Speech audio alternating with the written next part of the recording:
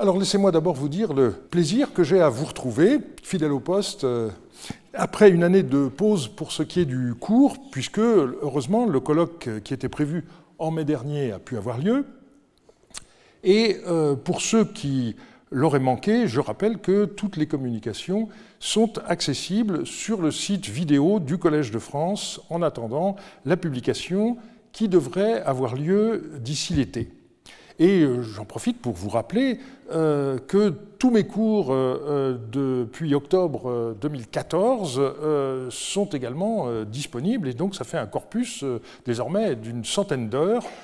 Je commence en effet ma 11e année au Collège de France, Fugit irreparabile tempus. Le cours qui avait été prévu pour l'an dernier, mais qui finalement n'a pas pu avoir lieu, portait sur la famille à l'époque paléo-babylonienne. Cette année, le thème est différent. Il s'agit du droit et de la vie juridique en Haute-Mésopotamie au XVIIIe siècle avant notre ère. Pourquoi un tel choix ? Il y a d'abord deux raisons circonstancielles. Cette thématique fait partie des sujets retenus au sein du projet intitulé « Pouvoir et culture écrite en Haute-Mésopotamie au XVIIIe siècle avant notre ère », et qui a comme sigle PCEHM, je l'emploierai de temps en temps, vous verrez, qui est financé par l'Agence nationale de la recherche pour 48 mois depuis octobre 2022 et dont je suis responsable. Et ceci rejoint une autre nécessité, achever enfin le livre que j'ai commencé il y a des années, j'ose pas dire combien, et où je dois republier la centaine de textes juridiques de Marie déjà connus et y ajouter autant d'inédits. L'une des devises du Collège de France est, depuis Renan, enseigner la recherche en train de se faire, et tel sera donc exactement le cas. Je dois poursuivre par un aveu. Je me suis rendu compte trop tard que j'avais employé de manière inexacte l'expression « vie juridique ». En fait, il faut distinguer le terme « juridique » qui est lié à la notion de droit et le terme « judiciaire » qui englobe ce qui a trait à la justice en tant qu'institution. Or, nous parlerons des juges, de l'organisation des procès, etc. Et donc, j'aurais dû plutôt intituler ce cours « Le droit et la vie judiciaire en Haute-Mésopotamie au XVIIIe siècle avant notre ère ». Je voudrais consacrer la première partie du cours d'aujourd'hui à l'exposé des raisons scientifiques d'une telle enquête. Je présenterai ensuite les sources qui serviront de base à cette recherche. Et enfin, je décrirai l'itinéraire que je vous propose d'emprunter pendant la série des 10 cours qui suivront cette introduction. Quelles sont les raisons qui m'ont poussé à entreprendre une telle enquête ? Du point de vue de l'idéologie royale, il s'agit de déterminer si la justice est un domaine davantage mis en avant par les rois de Mésopotamie méridionale que par ceux de Haute-Mésopotamie.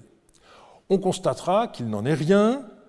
Certes, les codes de loi sont jusqu'à présent l'exclusivité de la Babylonie, mais on verra qu'il s'agit d'un biais dû au hasard des fouilles. Des témoignages venus de Hatzor en Galilée, d'Alep en Syrie du Nord et de Shubat-Enlil en Syrie orientale nous permettront un rééquilibrage de la perspective traditionnelle en montrant que la justice n'était nullement une caractéristique propre aux rois de Mésopotamie, du centre et du sud. D'une manière générale, tout le monde s'accorde pour considérer la justice comme un des éléments primordiaux de l'idéologie royale en Mésopotamie, mais est-ce vrai partout et à toutes les époques ? Pour la première moitié du deuxième millénaire, c'est bien entendu la figure de Hammurabi de Babylone qui domine, avec son code découvert à Suse dans l'hiver 1901-1902. Dans 3 semaines, très exactement le 6 février prochain, ce sera le 121e anniversaire de la découverte du 3e et plus gros morceau de la stèle exhumé à Suse par Gustave Géquier. Il s'agissait du sommet qui comporte la figure du roi debout devant le dieu soleil Shamash, le dieu de la justice dans le panthéon mésopotamien. J'ai écrit récemment une étude sur les circonstances précises de cette découverte, qui devrait paraître d'ici quelques mois, où je rectifie un certain nombre d'erreurs qu'on trouve dans beaucoup de publications. Aussitôt transporté à Paris, le Code fut en quelque sorte la vedette de l'exposition du Grand Palais consacrée aux fouilles de Jacques de Morgan à Suse, qui eut lieu du 29 avril au 1er juillet 1902. Cette célébrité du Code de Hammurabi est-elle justifiée? Bien sûr. Il n'existe aucun autre texte de ce genre, d'une telle longueur, et qui soit gravé sur un support aussi impressionnant. Mais d'un autre côté, on pourrait dire qu'il s'agit d'un de ces innombrables hasards des fouilles qui ponctuent notre découverte de la civilisation mésopotamienne. De fait, le Code de Hammurabi n'est pas le plus ancien des codes de loi connus pour l'époque paléo-babylonienne. Il y avait eu celui d'Ur-Nammu à l'époque d'Ur III, à la fin du IIIe millénaire, et on a celui du roi d'Issine Lipiteshtar, qui précède de plus d'un siècle et demi le Code de Hammurabi. Or, le Code de Lipiteshtar a lui aussi été gravé sur une stèle de pierre. Mais, pas de chance pour le roi d'Issine, seuls 2 petits fragments nous sont parvenus, que vous voyez à l'écran. Et de plus, tous les recueils de lois n'ont pas été forcément solennisés en étant pourvus d'un prologue et d'un épilogue. Ainsi, les lois d'Eshnunna ne nous sont-elles connues que sous forme de tablettes, qui semblent bien des exercices d'écoliers, et qui ne comportent que des lois. Mais ça ne veut pas dire qu'on ne trouvera pas un jour une version sur pierre pourvue d'un prologue et d'un épilogue qui mettra en scène le roi d'Eshnunna Naram-Sin, dont on sait maintenant qu'il est à l'origine de ce texte. Bilan, il est vrai que c'est de loin le Code de Hammurabi qui a eu la plus longue postérité, puisqu'on continuait à en recopier des passages sur tablette au 1er millénaire, mais ça ne signifie nullement que l'attention à la justice était plus développée dans le royaume de Babylone que dans les autres royaumes à l'époque paléo-babylonienne. Le souci de justice des rois se manifestait aussi par la promulgation d'édits. Les souverains prenaient de temps à autre différentes mesures destinées à alléger le fardeau des plus pauvres de leurs sujets, ces mesures étant décrites par le terme de Misharum. Là encore, c'est le royaume de Babylone qui est au premier plan de l'historiographie. Pendant longtemps, c'est l'édit du roi Amitsaduqa, arrière-arrière-petit-fils de Hammurabi, qui a été le seul texte de ce genre connu. Puis, on a identifié un édit de Samsu-Iluna, le fils d'Hammurabi, et enfin un édit d'Amiditana, arrière-petit-fils de Hammurabi. Et on peut se demander donc s'il ne s'agit pas d'une spécialité du royaume de Babylone. On a maintenant la preuve que cette répartition est due au hasard des découvertes, car on possède, depuis peu de temps, un extrait d'un édit de Misharum du roi de Larsa, Rimsin. Donc, il y avait aussi des édits, on le savait indirectement, on le sait maintenant de façon plus claire, dans le royaume de Larsa et dans bien d'autres. Mais qu'il s'agisse de Babylone, d'Eshnunna, d'Issine ou de Larsa, on reste en Mésopotamie centrale et méridionale. Et donc, on peut se demander ce qu'il en était de la haute Mésopotamie. Je suis, pour ma part, persuadé que l'absence de code ou d'édit dans cette région est due au hasard des découvertes, et un premier élément, dans ce sens, est fourni par une ville située à l'extrémité occidentale du croissant fertile, sur le site de Hazor, en Galilée. La fouille de l'acropole, sous la direction du regretté Amon Bentor, a dégagé dans les années 1990, dans la zone A, un palais. Celui-ci n'a malheureusement pas livré les archives espérées, mais en 2010, la National Park Authority a installé un chemin pour les visiteurs et pour cela a utilisé les déblais de la fouille. Et là, surprise, on est tombé sur 2 tout petits fragments d'argile inscrits en cunéiforme qui appartenaient à peu près sûrement à la même tablette. Le plus gros que vous voyez à l'écran, désigné par la lettre A, mesure à peine 3 cm de long. Et cela explique qu'il est échappé aux fouilleurs. Rien de plus difficile que de trouver des tablettes lorsqu'elles sont isolées, qui sont en argile, au milieu du remplissage des espaces, qui est fait également d'argile. L'écriture est manifestement d'époque paléo-babylonienne, et le texte rédigé en langue akkadienne est celui de paragraphes de loi fort proches de ce qu'on trouve dans le Code de Hammurabi ou dans les lois d'Eshnunna. Il ne reste que quelques bribes, mais on peut les comprendre grâce à la structure casuistique toujours identique de ces lois, qui sont organisées en une protase, c'est-à-dire l'exposé du cas qui commence par « si », etc., suivi d'une apodose qui donne le verdict correspondant. Le début devait donner le contexte. Il est question de mauvais traitements infligés par un homme libre à un esclave, ce dernier étant victime de coups et blessures.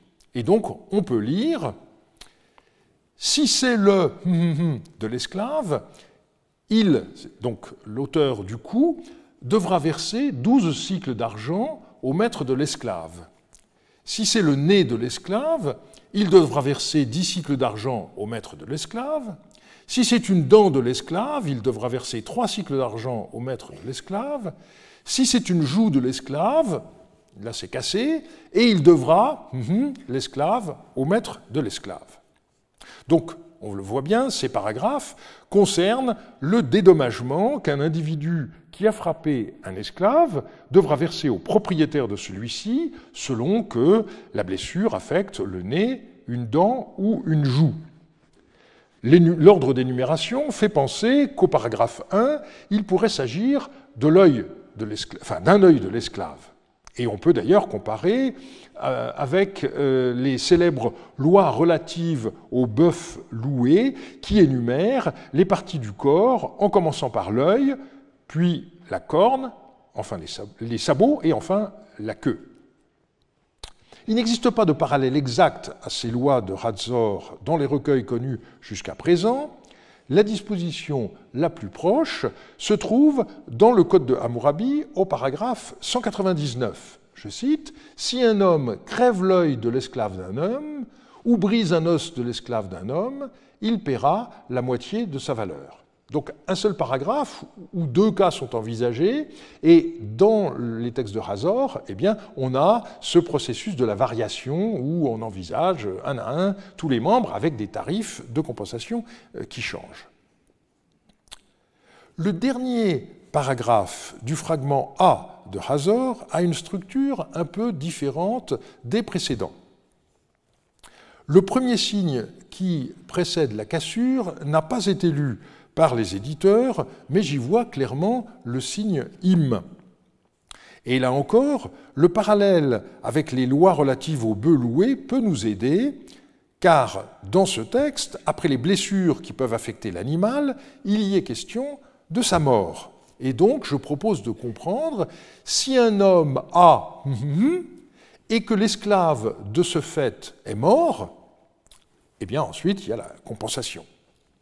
C'est une restitution qui me paraît très probable, et donc ici l'action du responsable aurait entraîné la mort de l'esclave, et dans ce tel cas, on s'attend à ce que le responsable soit condamné à verser en compensation au propriétaire de l'esclave son prix complet en argent, mais je m'abstiens de restituer l'apodose.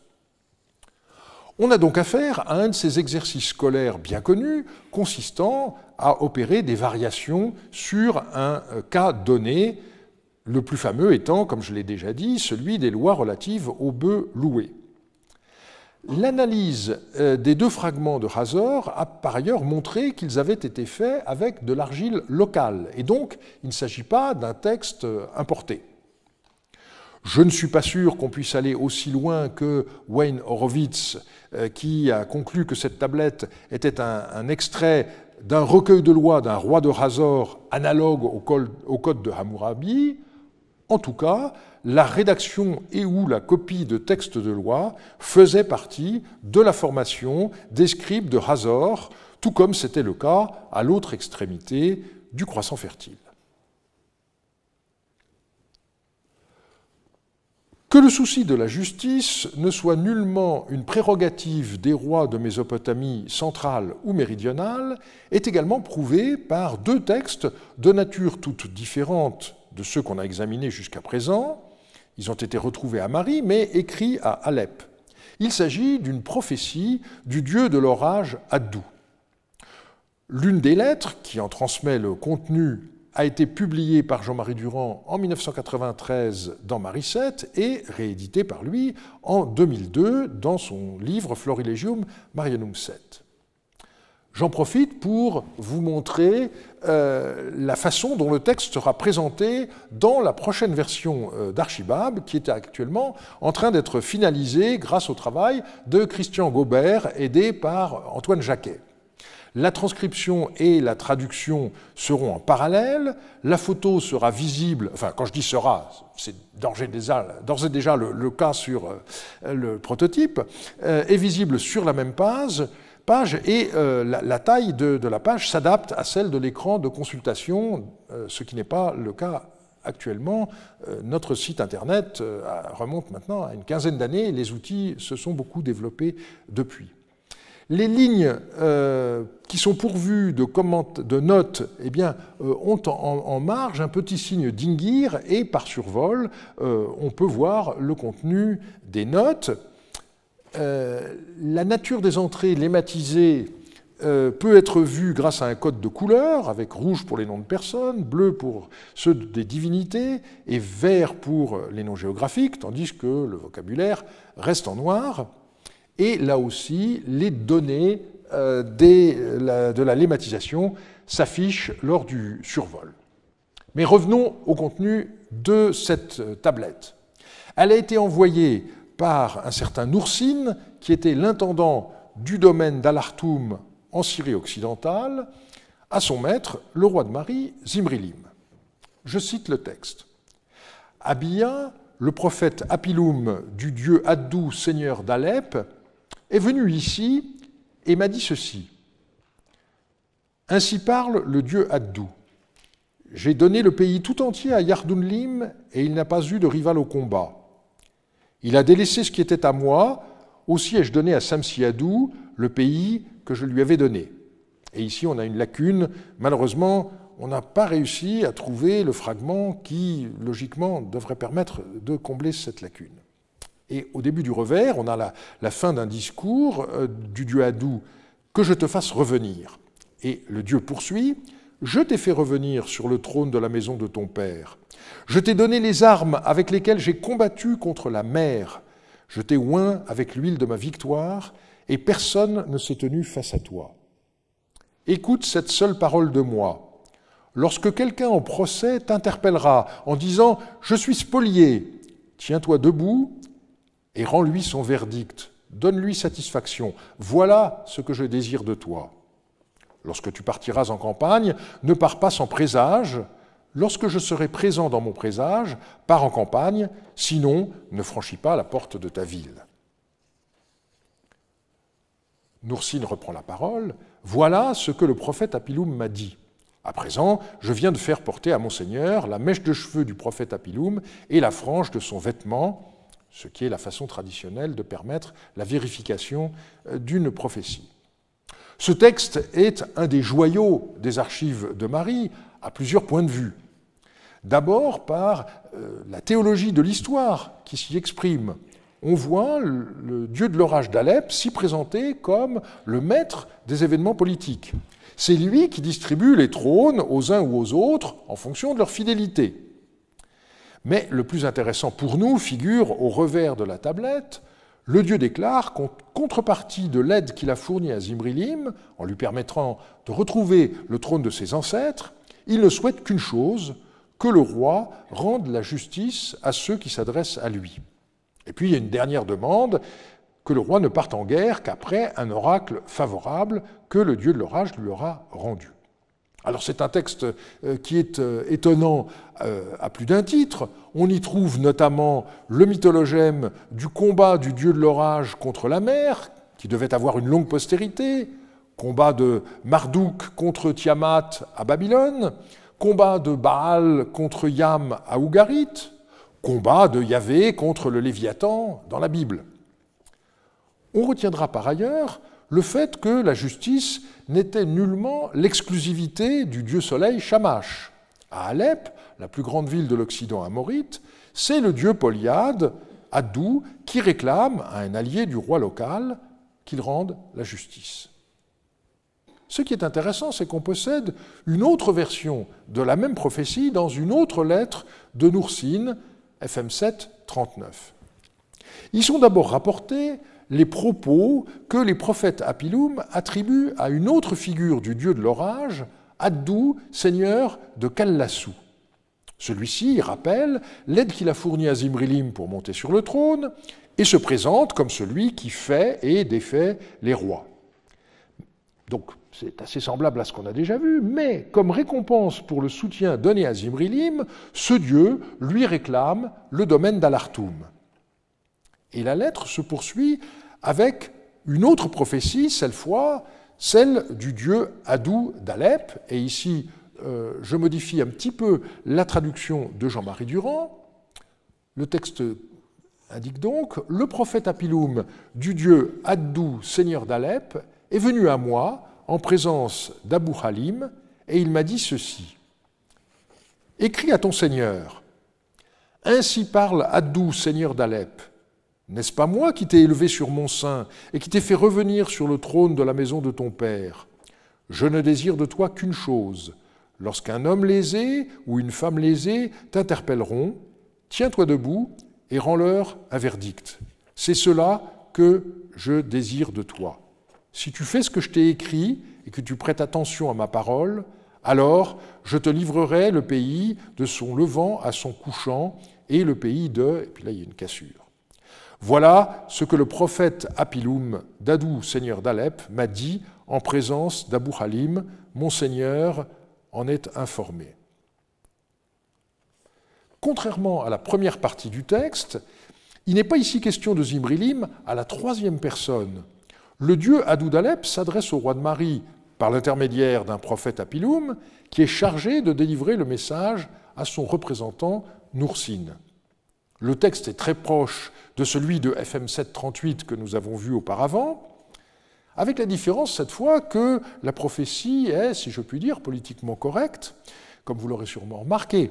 Dans la première version, on avait un indéfini mamman, celui qui, alors qu'ici, il est question d'un homme lésé ou d'une femme lésée. Il est surtout remarquable de voir l'accent mis par la divinité sur le caractère désintéressé de sa demande. Alors que les prophètes d'Addou de Kallassou réclamaient au nom de leur Dieu le don d'un territoire, le prophète d'Addou d'Alep souligne que son maître souhaite seulement que Zimrilim soit un roi juste. Le souci de la justice se manifeste aussi dans certaines clauses des alliances qui furent conclues entre les rois de Haute-Mésopotamie, et je vous renvoie pour cela à mon livre de 2019 qui est issu du cours que j'ai professé ici en 2016. Ces textes nous sont connus par des tablettes découvertes à Tel Leilan, l'ancienne Sherna Shubat-Enlil, et qui ont été publiées par Jesper Eidem en 2011, j'y reviendrai dans un instant. Il date du troisième quart du XVIIIe siècle. Je commencerai par citer le serment prêté par Hasib-Teshoub, roi de Razama, à Moutiya, qui fut l'avant-dernier roi du pays d'Apoum, avant la destruction de la ville capitale par Samsu-Iluna. On y trouve notamment cet engagement. « Je jure que je ne laisserai pas crier homme ou femme lésé du pays d'Apoum, qu'un marchand ou une troupe étrangère voudrait faire passer vers l'intérieur de mon pays et qui crie « Je suis spolié » Et je jure que je ne les laisserai pas passer, mais que je retiendrai celui qui l'a spolié. Je jure que je le conduirai avec celui qui l'a spolié pour un jugement, par devant Moutiya, fils de Haloun Pimou, roi du pays d'Apoum, et que je ne le retiendrai pas. Je jure que je rendrai droit le verdict des ressortissants du pays d'Apoum comme s'il s'agissait du verdict d'un de mes ressortissants. Je jure que je ne les léserai pas dans un jugement, que je ne les livrerai pas à la main de leur adversaire, et que je rendrai un jugement juste, digne de Shamash. Donc vous voyez que l'engagement est double. Il s'agit d'abord d'empêcher que transitent sur le territoire où règne Hazib-Teshoub des personnes qui auraient été raptées dans le pays d'Apoum. Hazib-Teshoub s'engage à les renvoyer dans leur pays et à faire conduire au roi d'Apoum l'auteur du méfait pour qu'il soit jugé. La deuxième promesse concerne des procès qui impliquent des ressortissants du pays d'Apoum.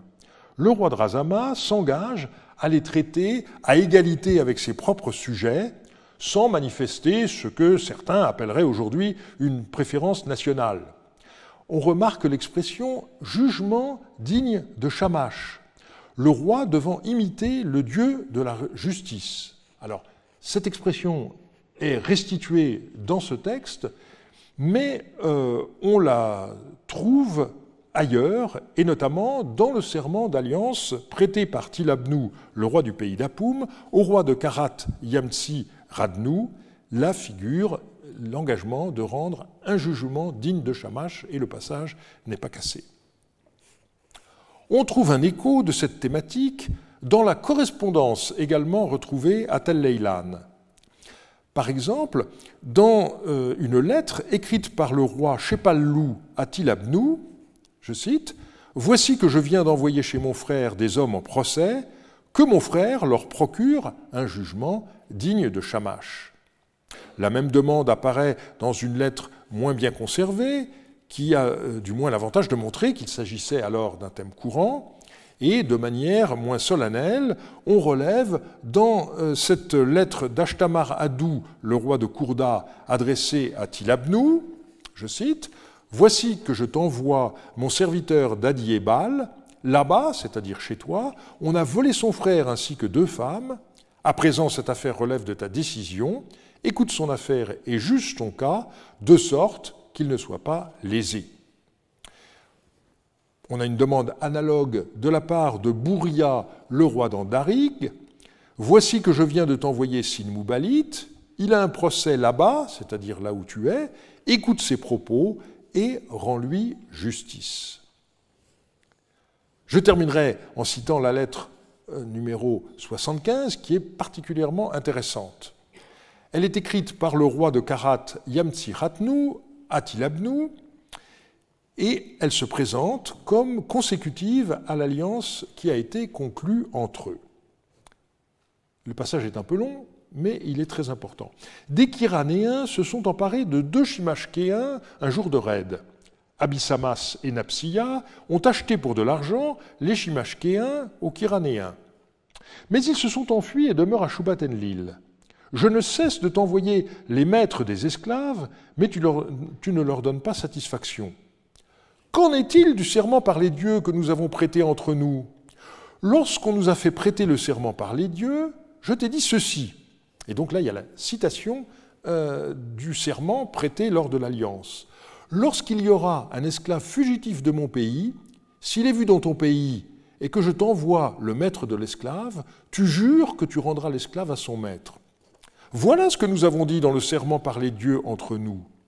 À présent, un esclave peut s'enfuir de mon pays et entrer dans ta ville, tu ne veux pas le relâcher.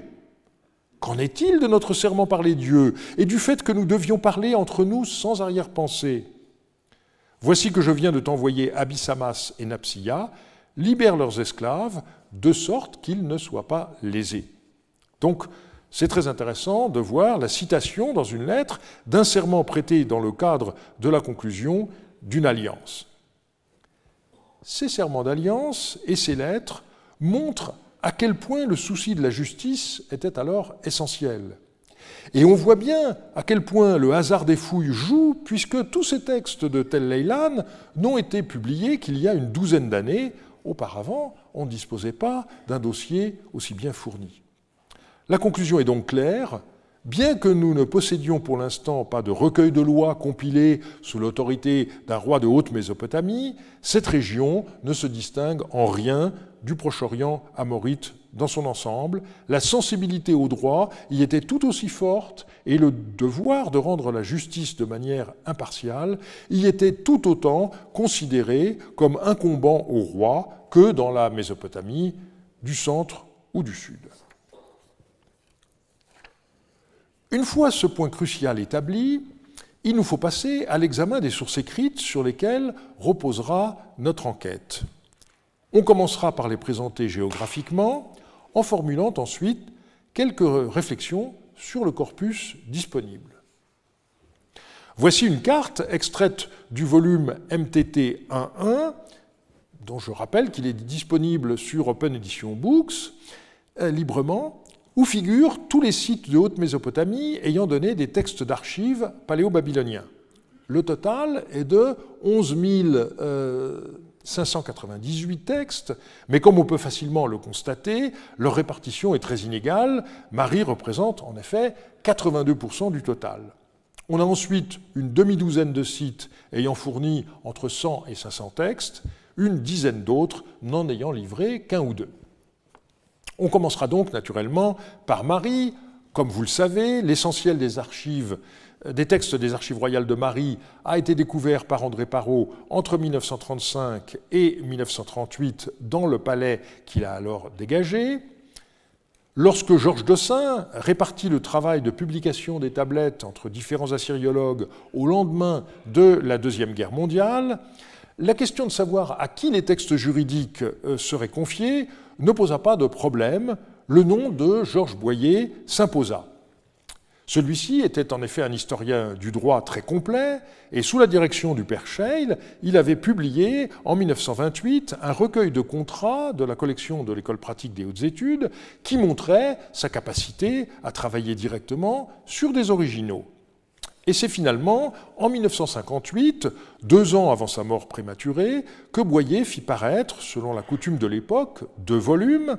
Dans la collection des textes cunéiformes du Louvre furent publiées ces copies des tablettes, tandis que leur édition et leurs commentaires faisaient l'objet du tome 8 de la série des Archives royales de Marie. Le travail était de bonne qualité, mais au fil du temps, il apparut de plus en plus clairement que ces textes, comme tous ceux qui avaient été publiés par la première génération des mariologues, devaient être collationnés, et c'est ce que Jean-Marie Durand et moi-même avons entrepris au musée d'Alep de 1979 à 1982, donnant les principaux résultats sous forme d'articles. Mais en raison des raccords qui ont été effectués et des collations, il est devenu très souhaitable qu'une réédition de ces textes soit effectuée, et c'est à quoi je m'emploie actuellement. Depuis 1958, une quinzaine de textes juridiques supplémentaires a été publiée de manière dispersée. J'en ai dressé le bilan dans une étude parue en 2010. Il y a 7 textes qui sont parus dans des volumes de la collection des Archives royales de Marie, et 7 autres qui sont parus dans des articles ou des contributions à des ouvrages collectifs. Au total, la moisson est loin d'être négligeable, mais il faut replacer ce corpus dans l'ensemble auquel il appartient.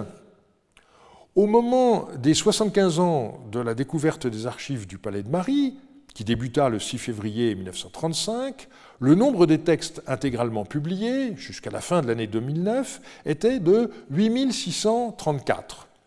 Depuis, ce chiffre a été augmenté de 10%, avec 859 textes supplémentaires, et donc le total des textes intégralement publiés, issus de Marie, se monte à 9493.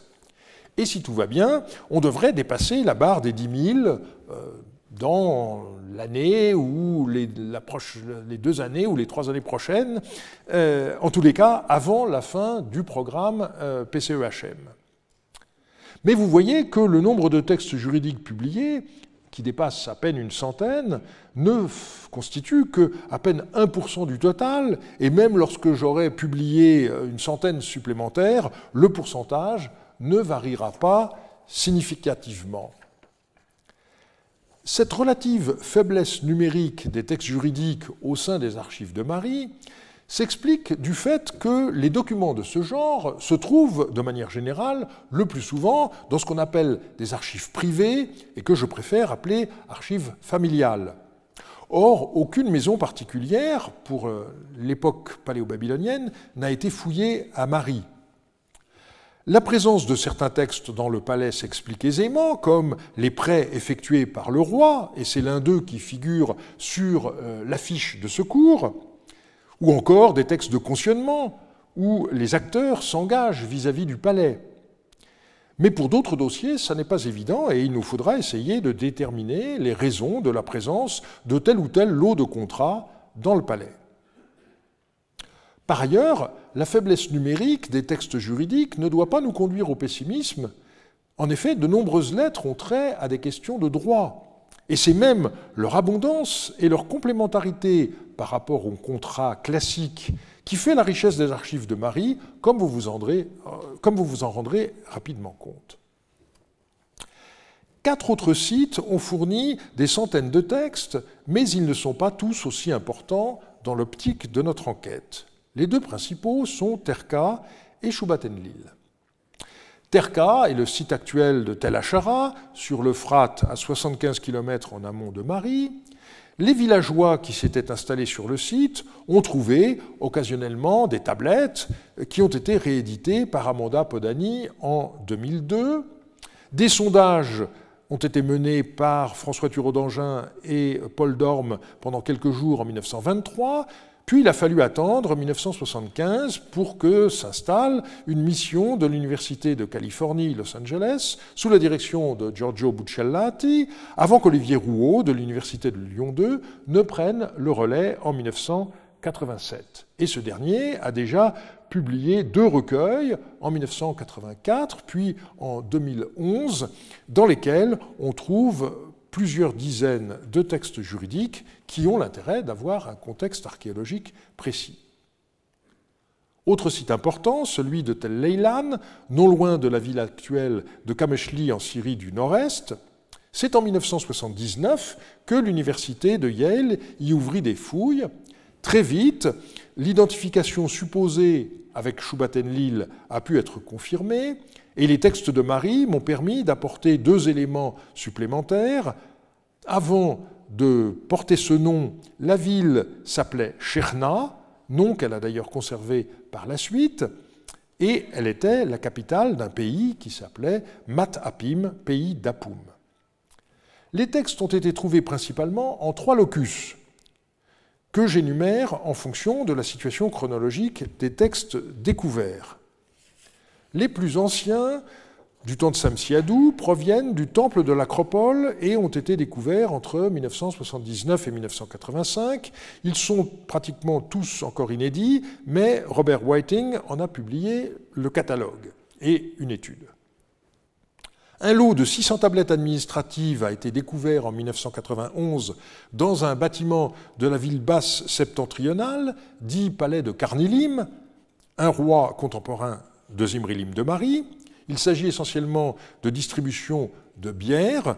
Marc Vandemirop a publié 28 de ces tablettes en 1994. Hélas, le reste est demeuré inédit et risque de le demeurer longtemps. Le locus qui nous intéressera le plus, c'est le palais de la ville basse orientale, fouillé de 1985 à 1987 dans le cadre de l'opération 3. Ce palais a vraisemblablement été fondé par Samsiadou, mais les textes découverts sont pour la plupart postérieurs à la fin des archives de Marie, et c'est ce qui fait leur intérêt.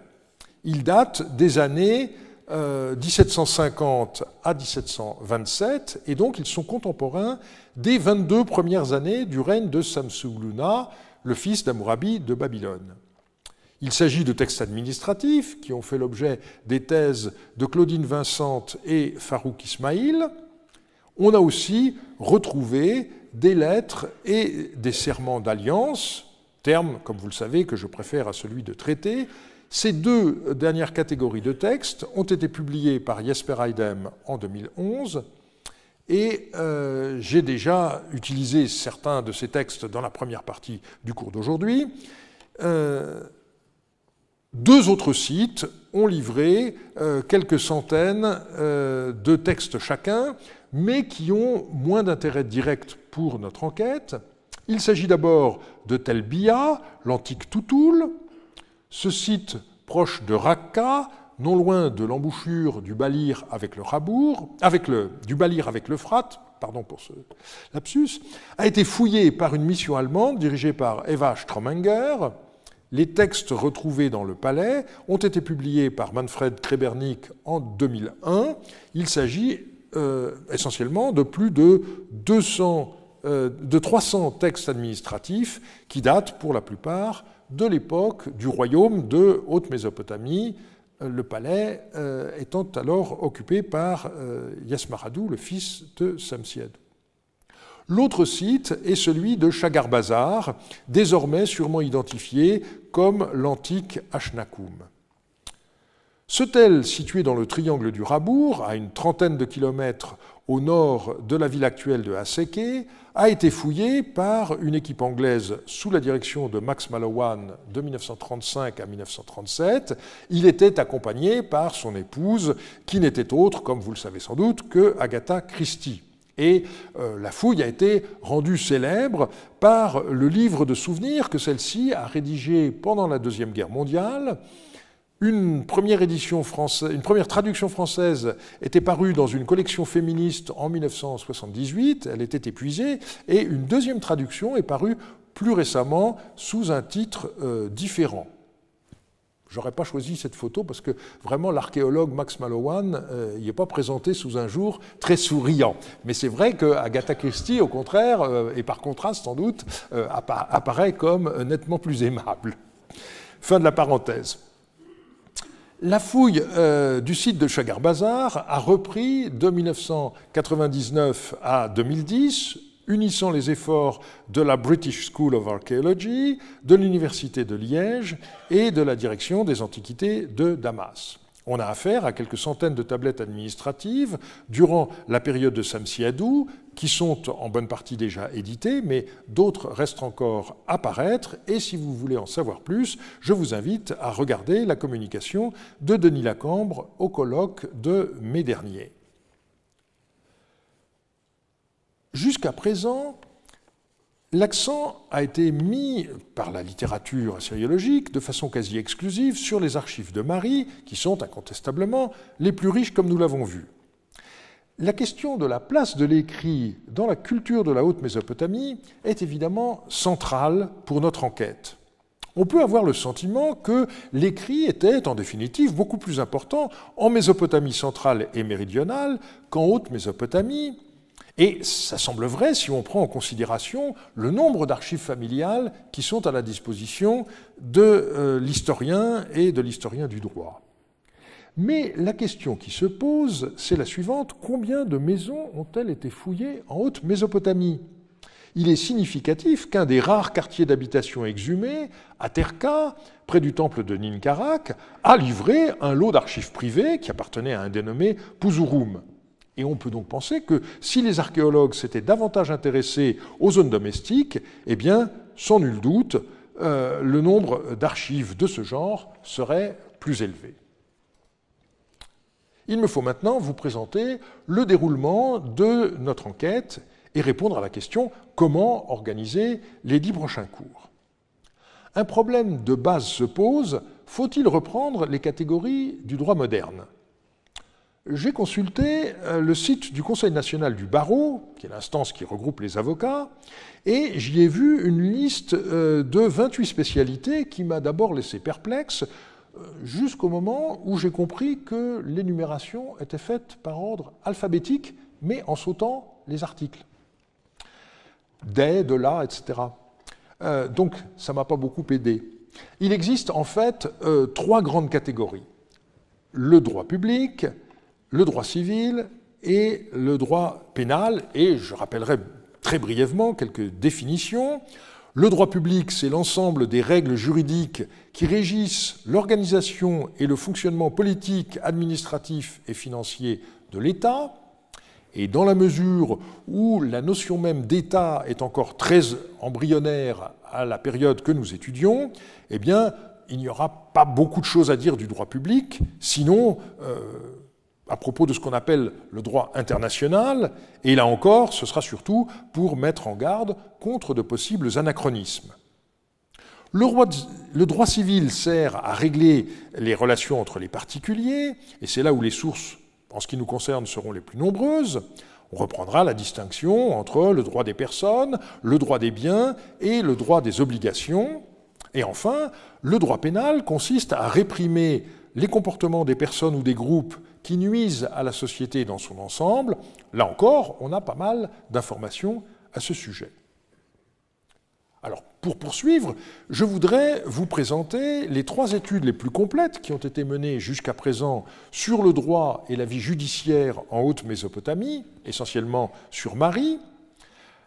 La première porte sur les textes juridiques et elle est due à Georges Boyer. Le tome 8 des Archives royales de Mari est divisé en 2 parties. D'abord l'édition des textes, puis leurs commentaires. Georges Boyer avait divisé celui-ci en 10 chapitres. Les 2 premiers sont de nature diplomatique. Il s'agissait d'abord d'une étude des caractères externes des documents, avec les marques d'authentification et les signes de validation des actes juridiques, existence d'enveloppes, d'empreintes de sceau, présence de témoins, date. Le chapitre 2 passe à l'étude des caractères internes avec les clauses d'irrévocabilité et les clauses pénales qui sont communes aux différents formulaires, et une bonne partie de ce chapitre porte sur les serments. Suivent 7 chapitres où les contrats sont étudiés de manière typologique, donc on a successivement l'adoption, les opérations immobilières et les ventes d'esclaves, le contrat de prêt, garantie et sûreté, le dépôt, la reconnaissance de dette, le rachat et la libération, et avec le 10e et dernier chapitre, on passe à la vie judiciaire avec l'analyse des documents souvent étiquetés comme procès, l'étude des litiges et des procédures. On voit donc que le commentaire porte essentiellement sur les textes qui sont publiés dans la première partie du volume.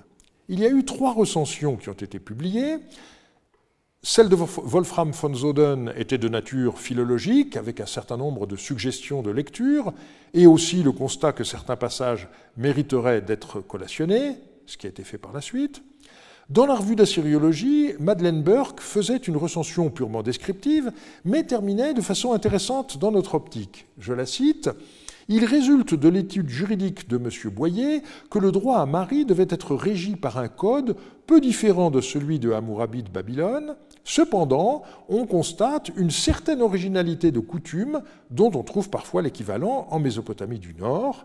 Cette conclusion, la prédominance de l'influence babylonienne, largement tempérée de traits d'importation nordique, est conforme à celle qui se dégage de toute étude sur la civilisation ou sur l'art Amari à l'époque du palais. » Il nous faudra examiner ce point en détail. Mais les textes juridiques ne sont pas les seuls textes à témoigner du droit et de la vie judiciaire. Les lettres nous en disent également beaucoup. Comme vous le savez, Jean-Marie Durand a publié en 3 gros volumes une nouvelle traduction des lettres de Mari parue avant les années 1985, qui reposait notamment sur la collation des originaux.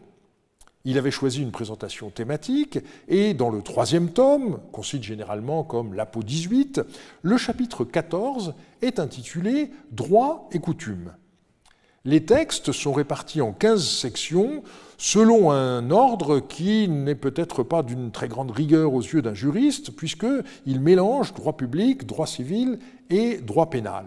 On trouve en effet les rubriques suivantes, les mariages, les héritages, le statut des personnes, le droit de la guerre, les affaires d'argent, les emprunts de grains, les affaires de gages, le droit des personnes et des biens, les affaires de sang, les affaires de mœurs, tabou et espionnage, les jugements, alergastule, affaires criminelles diverses, et enfin le dossier de l'Andurarum.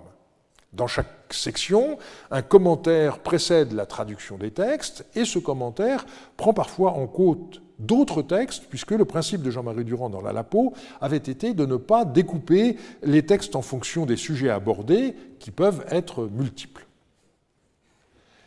Jack Sasson a publié en 2015 une anthologie des lettres de Marie.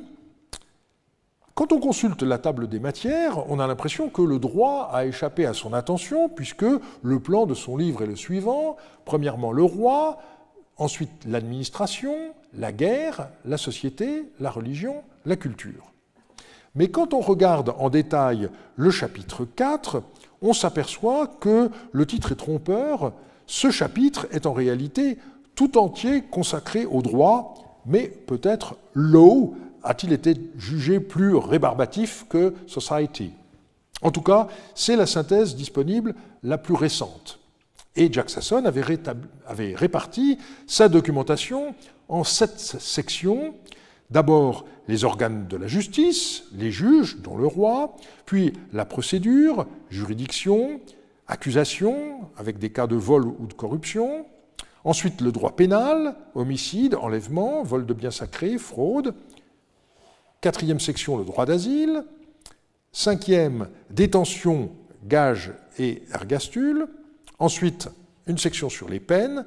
Et pour finir, une présentation des documents juridiques, puisque son livre porte essentiellement sur les lettres. Alors vous voyez que cette division thématique repose en grande partie sur le contenu des lettres à commenter, mais ne constitue pas une analyse très rigoureuse. Par exemple, le droit d'asile relève du droit public international et donc, à mon avis, aurait dû être placé à la fin et non pas au milieu. Et par ailleurs, la section détention, c'est une sous-catégorie de la section suivante qui est consacrée aux peines, mais l'art, la critique est aisée, mais l'art est difficile, comme on dit. Alors, c'est à mon tour de vous proposer un classement, et je suis sûr qu'on pourra y faire aussi des objections. On commencera par le droit des personnes, et la semaine prochaine, nous examinerons la manière dont se définit un individu, par son statut, libre ou esclave, sa filiation, sa localité, son appartenance tribale. Ensuite, on passera au droit de la famille en 2 séances. La première sera consacrée au mariage, divorce, veuvage. La deuxième, aux adoptions et aux héritages. On arrivera au 5e cours, qui sera consacré au droit des biens et des obligations. Il peut s'agir de transfert de propriété définitif dans le cas des ventes, ou de transfert de possession temporaire, s'il s'agit de prêt ou de location. On passera ensuite à la vie judiciaire, en commençant par examiner ce qu'on peut appeler la justice ordinaire. Il faudra voir en particulier comment étaient désignés les juges et la manière dont ils étaient saisis d'une affaire. On passera ensuite à la justice extraordinaire, en examinant les interventions du roi. La procédure sera ensuite analysée en 2 séances, la première mettant l'accent sur la preuve écrite, la seconde sur la preuve testimoniale et le recours à l'ordalie. Le 10e cours posera la question de savoir si l'on peut réellement parler de droit public, et en particulier de droit international. Et le 11e et dernier cours, prévu le 25 mars, nous permettra de faire le point. Comme toujours, mon cours va chercher à tenir compte des dernières nouveautés. La synthèse de Jack Sasson remonte à 2015 et de nombreux textes ont été publiés depuis lors. J'utiliserai également des inédits, dont certains seront étudiés en parallèle dans mon séminaire de manière plus technique. Et puis, je voudrais, dans le cours de cette année, procéder à plusieurs rééquilibrages. Le premier est d'ordre géographique. La perspective traditionnelle mettant l'accent sur le sud plutôt que sur le nord de la Mésopotamie. Quand on regarde la synthèse de Raymond Westbrook sur le droit paléo-babylonien, on s'aperçoit qu'il n'y a pratiquement rien sur Marie, selon la regrettable tradition de trop d'assyriologues qui mettent systématiquement de côté les archives de Marie. Et Marie est complètement exclue du gros travail d'Eva Dombradi sur les procès d'époque paléo-babylonienne. Il est vrai que la documentation est mince, mais ça n'est pas une raison pour la passer sous silence. Une telle attitude ne se justifie absolument pas scientifiquement. Je l'explique par un double phénomène. D'une part, par le fait que la bibliographie sur Marie est largement francophone, ce qui devient de plus en plus un handicap dans un monde où le globish grignote inexorablement les autres langues. Par ailleurs, la richesse même des archives de Marie devient paradoxalement un obstacle. Beaucoup d'assyriologues n'osent plus aborder un tel ensemble de près de 10 000 textes publiés, comme nous l'avons vu. Et pourtant, différents outils ont été développés ces dernières années qui peuvent aider à s'y retrouver. Je songe bien sûr au site Archibab, mais aussi à la série MTT pour la géographie historique, etc. Il existe un autre danger à éviter. Les richesses des archives de Marie ne doivent pas nous faire oublier les autres sites de Haute-Mésopotamie. Terka, par exemple, a livré des textes juridiques dont nous devrons tenir compte. Et le dernier rééquilibrage concerne cette fois le genre des textes. Il ne faudra pas nous limiter à l'étude des documents juridiques stricto sensu, au détriment des autres sources écrites, comme les lettres. Jean-Marie Durand, dans le 3e tome de la série La Peau, et Jack Sasson, dans son recueil de textes commentés, ont déjà beaucoup œuvré dans ce sens, mais il reste encore du travail à faire. Nous avons du pain sur la planche, et je vous remercie de votre attention.